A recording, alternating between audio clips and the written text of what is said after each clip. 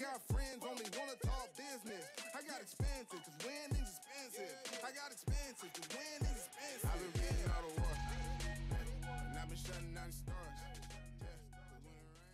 And welcome to Put That Coffee Down, the freight sales show for closers. We just played the intro right there. Kary Jablonski and I were talking about the origins of the show just before we came on, and we picked out that song, the cover art, the name, the genesis of Put That Coffee Down from Glengarry Glen Ross. Dooner and I did that in one day. You guys got it right. It's a jam. It was a jam. It was inspiration all around February of 2020. Amazing. Right before the pandemic. So that song's been around for 2.5 years ago, and we picked it out just on the fly. Everything was just done on the fly, and it was great. That's awesome. Yeah. So thanks for joining me here. We are at F3, day 2. The hall is full here. We have a full crowd. We have demos going on the main stage. We have 50 demo companies here. We had a great concert last night. You were there? I was there. Mike Young Band, right? Eli Young. I'm still learning about country music. I'm from the Northeast, so it's not my strength. But they were great. Yeah, they were great. Eli Young Band, and in the afternoon it was Pat Green. I missed that. I was at the truck stop event, but that's okay. Yeah, that's great. Pat Green, Wave on Wave, great artist. So here we are at F3, talking freight, talking the future of freight, and talking partnerships. Talking partnerships. All right, partnerships with Trucker Tools. You're the CEO of Trucker Tools, Kary Jablonski, and SONAR, which is the FreightWaves data and analytics tool. Yeah, so we are very excited to have recently announced our partnership with SONAR. We've been working with FreightWaves for years, and this is kind of the next step for us beyond just working together from a media and content perspective. We're actually integrating our platforms, which has been phenomenal. So for those of you who don't know, Trucker Tools is a load tracking and freight matching platform, and we also have an app for drivers focused on small fleets, owner-operators, where they can actually find, source, and bid on loads in real time. And our integration with SONAR has been so exciting because we noticed over the last year or so, as activity on our driver platform was just increasing, we were still getting bids that didn't really make sense given current market conditions, whether they're too high, too low, just kind of off. And what that does is just slow down the time to actual booking. So we partnered with SONAR and integrated our data. FreightWaves is generous to give it away for free to all fleets with 50 or fewer assets. So really, the vast majority of Trucker Tools drivers, and now they have access to track data, which gives them the market or lane high, low, average. And we're seeing a real increase already in just the quality of bid that we're getting and speeding up that time to booking. And is that the main data point, is the track spot rates, the consortium of spot rates from different 3PLs and different other industries that FreightWaves collects? Exactly. Okay. Yeah, and we've been working on kind of the user experience in the app for quite some time because we wanted to thread the needle around giving drivers and carriers quality information, but not overwhelming them so they can make quick, intelligent decisions. It's tough sometimes, especially you're talking about the volatility, the market volatility over the last 12 to 18 months, certainly 2020, 2021. It's hard to get accurate bids and rates. It depends on the data, and sometimes even if you have the best data, the market's so volatile that it's tough to pinpoint a range. Yeah, and we're also integrated on the broker side. So any broker or 3PL who has a track account, just log into their Trucker Tools Smart Capacity portal. Simple one-click integration there. You can also sign up for a free 2-week trial if you're not using SONAR data. Quick plug right there. Yes. And what that is also allowing us to do is to encourage our brokers and help them, give them the tools to set better real-time rates for carriers to then bid on.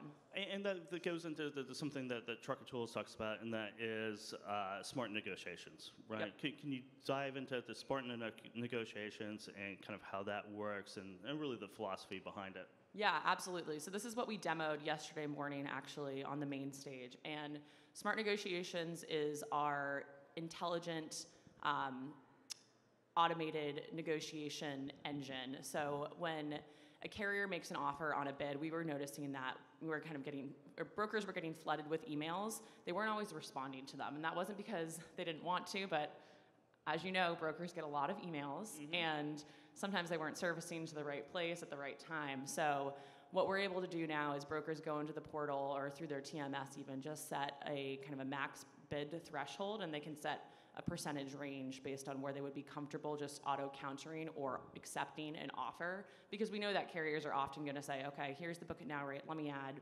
5% on top of that. And when we spoke to many of our customers, we heard that they were fine, losing that 5 points of revenue on that load if they could just book it immediately.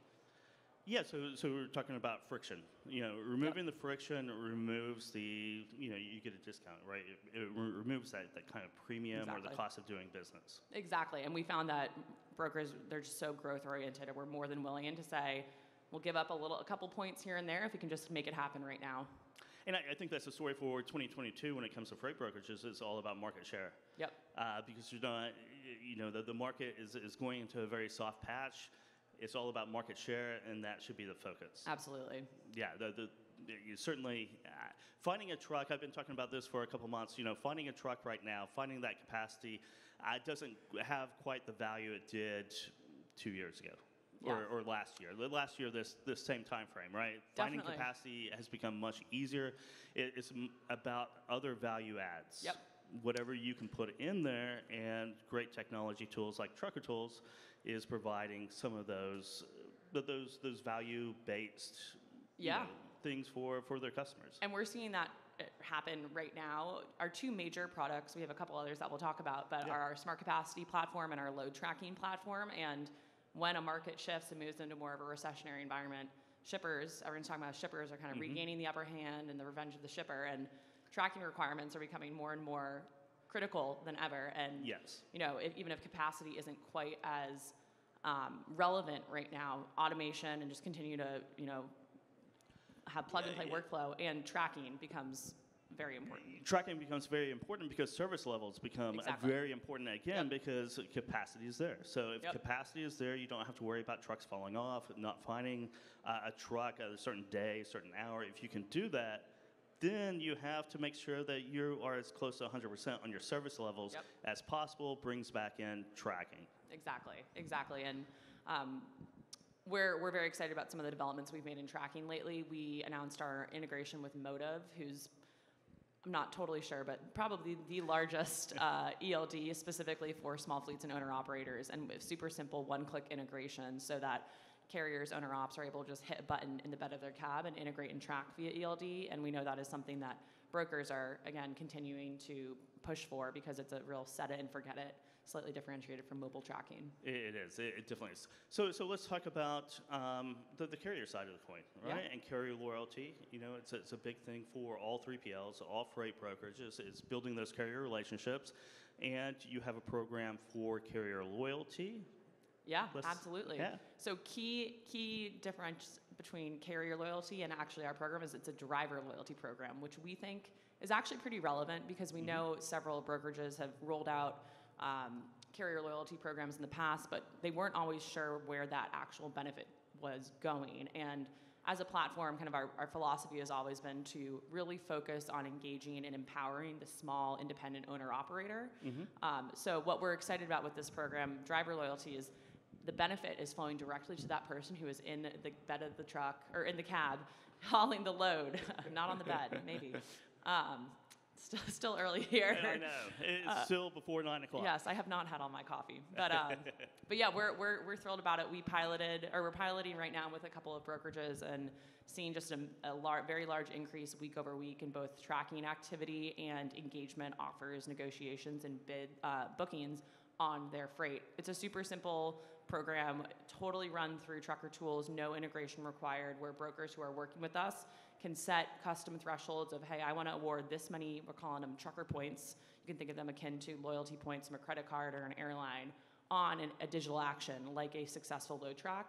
As soon as that happens, an app completely automatically, it's deposited in the driver's account, and they're able to redeem for gift cards at 200 US retailers.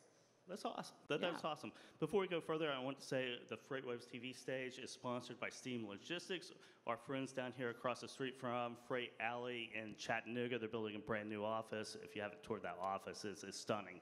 I'm looking for invites to any offices in Chattanooga. So I'll have Steve Cox give you an we love invite. we love the Steam team. So Definitely will. So on the Kary Loyalty Program, what are some of the, I guess, the favorite points and rewards and bonuses that you've been seeing from drivers? yeah, we're seeing a real uptick in just tracking compliance right now with the pilot brokers we have out there. And what is neat is drivers are able to redeem for really anything they want. So we've got all kind of the big heavy hitters on there. You know, you've got Starbucks, any sort of Walgreens, pharmacy. But we've also got some more niche retailers that I actually hadn't even heard of. So I'm excited to see like who's redeeming at Buc-ee's or who's redeeming at Menards in the Midwest. So it's still too early to say honestly where the vast majority of redemption is happening. We're seeing drivers right now kind of build up their bank accounts. I would be interested to see the data that pours out of that and what the trends are. I don't know if you can sell that or monetize that, or that's not even why I would just general interest. Yeah. Fun facts would be great on that. So you're the CEO of Trucker Tools. How long have you been in that position? I stepped into the role in April. April. That sounds right, because you had just stepped in whenever we did put that coffee down in Arkansas at the Future of Supply Chain. Exactly. How's everything going so far? Things have been great. We had an awesome summer. Really have the team humming and drumming, have continued to hire some phenomenal people who we've actually got over at the booth right now. And that's been, a major focus of mine is building the best team possible. And, we're on the road a lot in the fall, going to trade shows, visiting customers, rolled out the integration with Sonar, rolled out the loyalty program, and just continuing to develop on smart capacity. So we've been busy. You mentioned this is kind of conference season for you, kind of the tail end of it. Yep. How's it been in 2022? The conferences? Yeah, the conferences. It's been great. Yeah, personally for me, it's been great because I'm able to start to see kind of the same familiar friends and friends and family of Trucker Tools over and over, and it's fun to catch up at these. But I think broadly speaking, it's interesting to start to see where I was talking about this last night, kind of differentiation between some of the bigger, more established players and the new entrants into the freight tech space.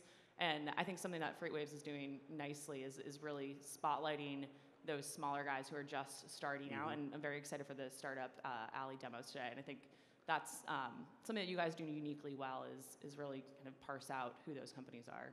Yeah, it's a great opportunity for smaller startups to come in and do the Startup Alley kind of off the main stage, but it gives you exposure. It's really good. Speaking of, we have the Freight Tech 100 we published a couple months ago. The top 25, the voting is in. I don't even know the results. So you're going to tell me Trucker Tools won. I can't confirm or deny anything because I really don't know who has won, who's in the top 25, but we'll be announcing that tomorrow on the main stage. So a great reason to stick around for day 3 as we reveal that list for the next year of the top 25. So when we talk about freight tech, right? Over the since the pandemic, let's put that, because I got in the industry about 2012, and freight tech didn't really exist. Now it exists everywhere, right? But since the pandemic, what do you think the trends have been? Yeah, I think the empowerment of small fleets, owner-operators, and them really kind of moving forward and adopting technology, it probably happened across, the entire economy broadly. Everyone had to move forward. E-commerce jumped 5-10 years ahead, and now there's some recalibration there. But I think both on the brokerage and on the carrier side, just a willingness to say, all right, we're going to try this now. We've been resistant. We weren't sure if it was the right move for us. But we just saw folks more willing to kind of dive in and experiment with tech. Experiment with tech. Well, let's talk about the sell side because I've sold a little freight tech. It's difficult at best because sometimes you are selling things before they're fully built or fully tested. You have beta, and the importance of that because building freight tech, building a product is hard. Getting that attention and the audience and the real dollars coming in, I think in a lot of ways is more difficult than actually coming up with a solution. Yep. Absolutely. Yeah, go-to-market is very challenging. It's very challenging. So what are some of the things, some of the lessons you've learned about go-to-market in freight tech? Yeah, so the importance of integration, I think everyone here understands that if it's not fully integrated with the platform you're using, whether that's a TMS, what have you, it's not really even worth considering. And that's something we've really, really beefed up at Trucker Tools, is building a world-class integration team, very cross-functional with engineers, product managers, your sales team kind of helping you work through understanding exactly what that process would look like. And sometimes that takes a while, yeah. right? I mean, that's not a short process. Definitely. So instead of being a 3PL, a freight broker, you sell a load, it goes out the door a day, 2 days, 3 days. Yep. It's a very transactional thing, which is great relationship with transactions. But it's more project-based. It's an ordeal. And that's why, shows like this are great, because we're able to see so many of our customers, folks we've been talking to, prospects, and nurture those relationships. We preach on our platform the importance of nurturing your carrier relationships, and we like to think that we're doing the same thing with our customers here, where we're spending time with them, really getting under the hood of their entire process platform and working with them to kind of customize exactly what they need. So when you talk to your customers, a lot of 3PLs, freight brokerages, what's kind of their sentiment for 2023? Yeah, I think everyone's, it's funny. Brokerage, I feel like it can be, the world is ending. It's like, well, we're growing fast, so it's okay. But I think overall, definitely a more measured approach heading into this next year. I think a lot of hiring has happened over the last 2 years, and that's probably going to slow down, which is fine. And that's where we're really able to see the value, or customers are telling us that they're starting to see the value of skimming kind of easy, repeatable tasks off the top, so they don't need to be replacing or kind of building up an army of people. Instead, if they can be booking 10, 15, 20% of their freight without any sort of human interaction, that's how they think they're going to grow this coming year. And I bet you hear more often than you did over the last couple of years is bookings per rep. Absolutely. I bet you that's a very key, important metric at this time, is bookings per rep, and that they probably are looking at that number very closely. Definitely. When folks come up to the booth, it's, so we're doing X bookings per rep this week. What do you think you can get us to if we go live in 2 months? So. Bookings per rep? And the answer is it depends, but we're happy to talk through your specific situation. It is. So that's one key metric. Any other key metrics that kind of turn the tide from just getting a truck? Over the last 2 years, that was a key metric. Get the truck, book it, make sure it picks up. Bookings per rep, probably, and we talked about it a little bit a while ago. Service levels is probably very, very key, and that's coming from not necessarily the 3PLs or freight brokers, but shipper on requirements. Up the food chain. Exactly. Yeah, so that's what I was going to say is not just tracking at all. Did you get a single GPS ping on this truck? Much larger emphasis on tracking consistency, and so getting a ping every hour, every 60 miles, because shipper scorecards are getting that much more complicated. They are, the scorecards. I imagine those are getting a little bit tougher right now with contract rates coming down to meet spot rates. A lot of negotiations. I've been hearing it from people doing bids throughout the hall here, is that it's kind of a different environment. Yeah, absolutely. And that's totally fine and good.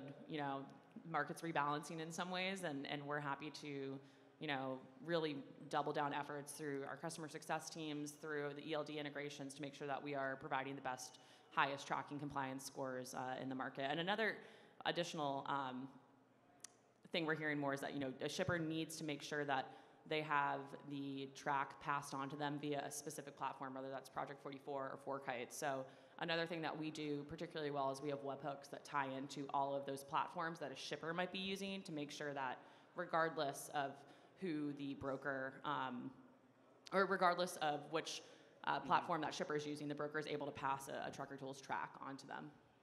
That is a very important tool. Yeah. So if we look at, so we have those key metrics. If we have anything else that you've been hearing quite a bit? It could be, directly market related or kind of, you touched on automation, right? Is that a real big kind of, it's been big for years, but is that a more turn of a focus right now is just to automate what you can? Exactly, and I think it is because everyone's looking to drive bookings per rep up. So if you can automate, we send twice daily email digests out to your core carrier set with recommended loads. If you can automate, I know exactly, Carrier Joe likes to run Chicago to Atlanta on Thursday mornings. I'm going to send him the digest with that load every Tuesday morning. He's going to book that every single week, week over week over week. It's going to, you're never going to have to think about that, and you can move on to managing relationships and building your own book of business. I was asking about 3PL behavior, but what about driver and carrier behavior? I mean, what are some of the shifts you've seen since, in the back half of 2022, since the market's shifted?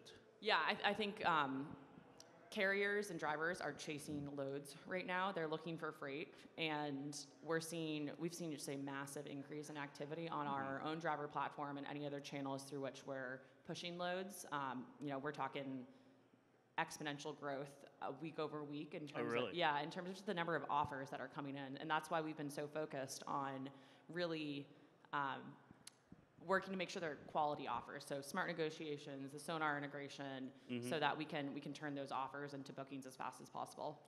Is it like a hockey stick? Yeah, it actually is. It's pretty exciting to see one of those. It really is. Yeah. I always like seeing hockey sticks. So we did have a hockey stick incident at the concert last night that I'll tell you about later. But it's kind of funny. But I think the carriers and drivers are probably really getting in tune with that repeat business, that repeat bookings that we might not have seen at that clip a couple years ago, but right now that's probably their bread and butter. That's how they're chasing loads, right? Everyone was playing the field a year or two ago, which is great, and now it's time to kind of lock down your preferred brokers and make sure that you're complying with anything on the shipper side and consistently, working with them, talking to them. Well, let's talk about preferred brokers and carriers using a stable of preferred brokers as really their outsourced sales management team. And that's how they should look at it. Instead of using 40 brokers or a broker for each load, having that preferred, 4 or 5, kind of their own routing guide to get them from A to B at the most profitable rates that they can get. I mean, that's a very important business model for if you're an owner-operator, if you have 2, 3, 4, 5, 10 trucks. I mean, that's something that you should really focus on. Yeah, definitely. And I think that's exactly also what we designed our loyalty program to reward on the driver side. We understand that, carriers, small carriers, owner-ops want to make sure they're, top of mind for some of those kind of 4 or 5 core brokers, but, 90% of fleets in America are, I think, fewer than 5 or 10 trucks. Yes. So it's also very relevant for brokers to be able to stand out to owner-operators in such a fluid market where there's so few barriers to entry that I think it's just as important on the broker side to make sure, when you're working with an owner-op, you're working with a high-quality, reliable owner-op, and that's exactly why we designed our loyalty program, is to make sure that those owner-ops feel the love and don't need to, play the field. Yeah, play the field. I think one of the things on the loyalty program is to eliminate or at least reduce as much as possible the one-and-done carriers, right? Because that's something that is an issue with every freight broker, 3PL, and driver and carrier owner-operator as well, is to eliminate that as much as possible. Because oftentimes if you go into a broker's network and they say, oh, we have 20 or 30,000 carriers set up, right? But what carriers have actually moved loads in the last 6 months, or more than 5 loads, or more than 2 loads? Then you get this Pareto effect. Exactly, and they're just very real cost. I don't know if size of carrier network for a broker is necessarily a great thing, to your point, because onboarding is expensive, both from a human capital perspective and from a technological perspective. So I totally agree. Yeah. Definitely. Well, Kary, it's been a pleasure, as always, here at Put That Coffee Down, here at F3. And with that, we'll turn it over. And welcome back to Put That Coffee Down, the freight sales show for closers. It looks like this is an encore episode coming back onto the stage. And I'm joined here at F3 here, day 2. Justin Rishi, VP of Data at Rev Unit, is joining me to talk about technology. How are you doing today, Justin? Doing great. How are you? Thanks for having me. Doing great. Can you give us a little bit about your background, about Rev Unit, about what you guys do? Yeah, so Rev Unit, we're a product design studio. We do a lot of data-centric products for the transportation and logistics industry. I'm the VP of Data, so I do a lot of the fun back-end work, getting everything to work, machine learning, AI, data engineering. We make sure everything gets stood up and works. That was perfect. So as you talk about machine learning, AI, how does that kind of filter into what you guys do? How do you guys use those two tools to create efficiencies in the supply chain? Yeah, more than anything, we focus on business value, really driving that ROI. The hard part about AI, machine learning, LiDAR, edge, it's all buzzwords. We help make it tangible, the most important thing. Because otherwise, if you're investing in the technology without understanding the business context, it's going to be a bad investment. And Gartner says 85% of all AI projects fail, and this is the very reason, because people chase the technology without chasing the business value at the same time. Yeah, you have to have the business goal, right? Absolutely. And I was talking to somebody, maybe it was yesterday here at the conference. I mean, without a true business goal, any technology you buy, and you can throw out any buzzword you want, or you can try to build anything. But if you don't have a very clear, defined business goal, and it can be a very simple business goal, it's going to fail. Yeah, absolutely. And the biggest thing is, it's change management at the same time, because when you think of AI and machine learning, you're fundamentally changing how business operates. So being able to understand the business requirements, the teams involved, and then getting that to correspond to the technology teams at the same time is very difficult. You know, we like to situate ourselves in the middle of that to help both of those sides. I like to call our team the Rosetta Stone. We really help that communication gap before we work on the technology piece of that itself. So you talked about ROI. Can you give us some tangible examples of maybe how you would implement that to, in a business process to generate that ROI? Yeah, absolutely. So for a transportation logistics client we worked with, the people who loaded the truck could do the length and the width, but they didn't do the height. So that actually threw off a lot of their truck volume, and it cost them money down the end of the day. What we leveraged was IoT devices and LiDAR sensors that could perfectly measure the pallet itself going into the truck. So we optimized that space before it went in, and then at the same time was able to drive more volume, therefore increasing more truck transportation runs and being able to help with the bottom line value. Yeah, so you decrease the number of trucks and loads that you need by filling up the trailer to the full max, right? It's very hard, but in the beginning, if you can articulate the business problem and actually track that into the ROI, it's going to be a lot better for us to work with clients as well as clients themselves, because then they can go back and say, Rev Unit did X. Whereas at the end of an engagement, it's like, well, we stood up this environment, it was fantastic, but how do you quantify that into value? It's very hard. It really is. It goes back to you have to have a business goal. If you don't have the business goal and kind of an idea of what your ROI should be, or certainly what you should measure, then it becomes a really cool thing that what you can't measure, you can't manage. Exactly. Yeah. So again, FreightWaves TV Stage is sponsored by Steam Logistics over here at 4th and Market. So thanks to the guys at Steam for sponsoring the TV Stage. So let's go back to kind of what Rev Unit does and kind of your bread and butter and. Yeah, so we started at building a lot of internal applications and really driving that employee and customer engagement. We've worked with really heavy supply chain customers. We're based in Bentonville, Arkansas. You can imagine who's based there. So, we also have J.B. Hunt and Walmart that we've worked with in the past. But really, we're heavy in the supply chain space and transportation logistics. But, we work with a lot of customer-facing apps, transportation-facing apps. But really, we've been doing the machine learning for a long time as well, and that's been what our team has been growing, and we're happy to be here at FreightWaves. Yeah. You talked about transportation and truckload volume a while ago. Do you do anything in the warehousing space or Yeah, other absolutely. parts of the supply chain, inventory Yeah, control? you think of computer vision, being able to do multi-field, understanding location, RFIDs, really computer vision, IoT, RFIDs, it's all an interstitial network within these warehouses, and we really help connect that. A lot of times when clients come to us, they want to do just one or the other, and we help, kind of triage all of that into one harmonious system that way as well. When you're going around, we had the pandemic years. We're coming out of the pandemic years. The market's turned, not only in transportation, but in inventory and warehousing. What are some of the items that are on your prospects and your customers' mind right now?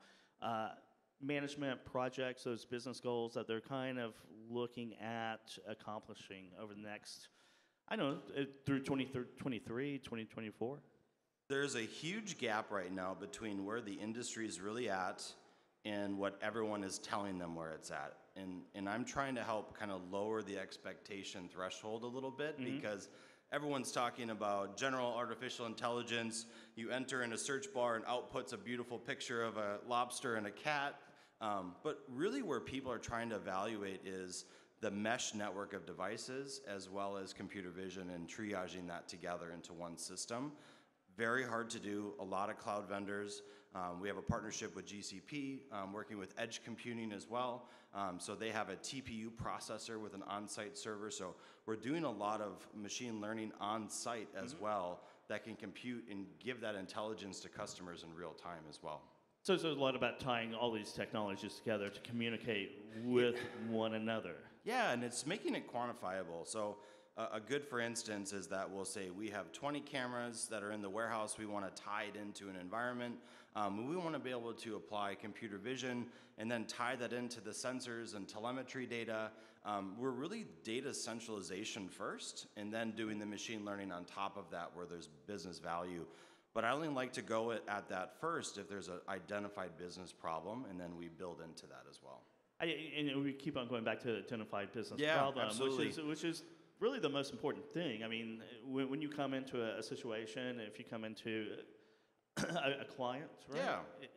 Yeah. That business goal has to be formed first before Absolutely. the work can be done. If I were to answer that another way, I would say things that are of the highest interest is LiDAR, IoT devices at 5G connectivity, so they could directly go from a ship into a port, into the warehouse, using only one device. Things like humidity, temperature, being able to sense what's inside of a package, a container, a ship, a truck, and then working that into an environment that you can act on that real time. So if you look at things like shock and drops, that's going to ultimately damage the product and things would have to be reshipped out.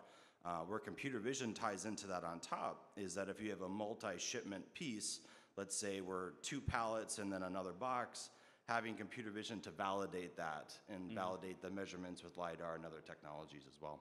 Excuse me. There's probably a lot of things that, with the LiDAR, machine learning, AI, let's say 5 years ago, just didn't exist. Yeah. Is that accurate, or would it be more like 10 years ago, or maybe 2 years ago? I don't really know. I'm not a check. It ebbs and flows. There's the height of expectation, and then the next stage is the trough of sorrow. And then the plane of enlightenment is typically where things end up at. We try to really avoid the hype curve because people will dump a ton of money into it without the value of that. I'm sure even here a couple years ago, everyone was talking about blockchain. That's not as much. Yes. Yep, everything was blockchain, and tracking that against a ledger in a decentralized environment, it's a hype cycle. So, really making sure that you can time that right. I would say absolutely computer vision and edge is now coming into its own right, just based on pure compute availability. And for my benefit, at least, computer vision, when you say that, what does that mean? So computer vision is essentially using algorithms that would help a machine see no different than a human would.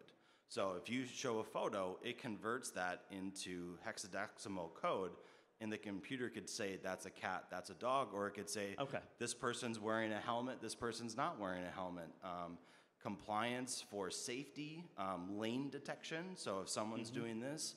But think of like real-time trucking value. So if a truck driver is driving down a freeway, and you can actually quantify how many times that they leave their lane, and those lane departures cost companies. Big transportation companies have to set aside millions of dollars every year for accidents and insurance claims.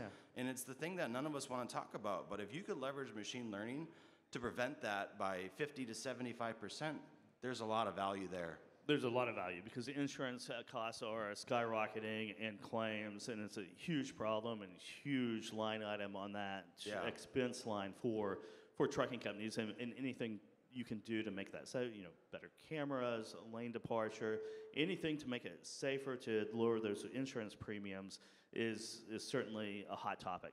Absolutely. And another thing that we've seen with on-device, on-truck computer vision applications, if they can scan the road as they're driving on it, we can actually predict faster usage on those vehicles.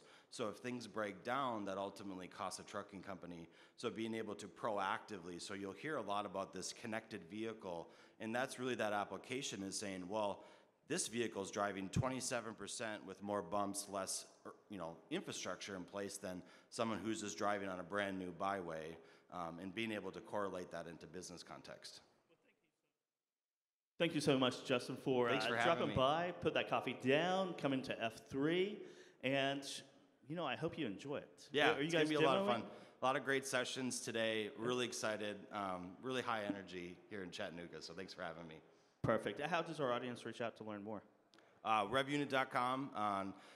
We can go from there, and we're based in Bentonville, Arkansas. So we're pretty in that network as well. So thanks, so Justin. much. Thank you for dropping by.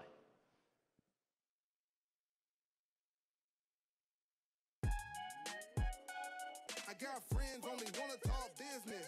I got expensive, cause winning's expensive. I got expensive, cause winning's expensive.